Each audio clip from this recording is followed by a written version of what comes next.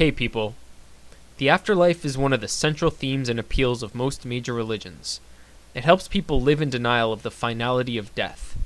Now, I've long been of the opinion that a vast majority of the religious don't actually believe in this concept.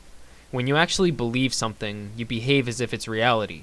So, when we see the religious, who supposedly believe in paradise after death, try as hard as everyone else to stay on this fucked up planet as long as they possibly can, and mourn their dead loved ones as if they'll never see them again, I think it's safe to conclude that they don't really buy the whole heaven thing.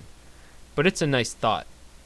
I also don't think they believe the all-seeing God happens to be watching them as they're taking a dump or jerking it to barely legal porn.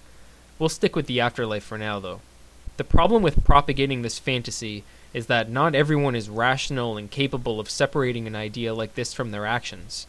The most obvious example would be Islamic extremist suicide bombers with visions of cherry popping in their heads.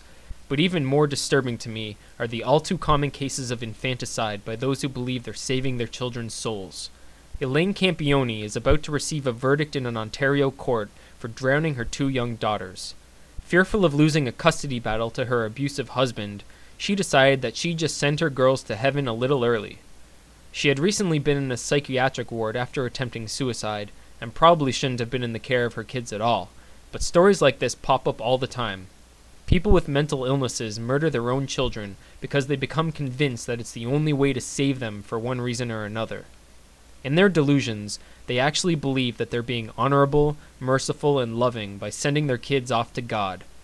I'm not saying that insane or psychopathic people would never murder their own kids if not for religious indoctrination, but I can't help but think that it would be somewhat less likely without the mainstream premise that death isn't really death, but a new beginning. What's basically wishful thinking and an emotional snuggie for most religious people becomes lethal poison in the minds of the insane. But is what Campione did really that bad? With the exception of evangelicals, most Christians should believe that her daughters are safe in heaven beginning an eternity of happiness, and she'll have to answer to God for her sins. But I don't think that's how anyone really feels. So how many more kids need to die so these people can go on lying to each other? Far too many, I fear. Thanks for watching.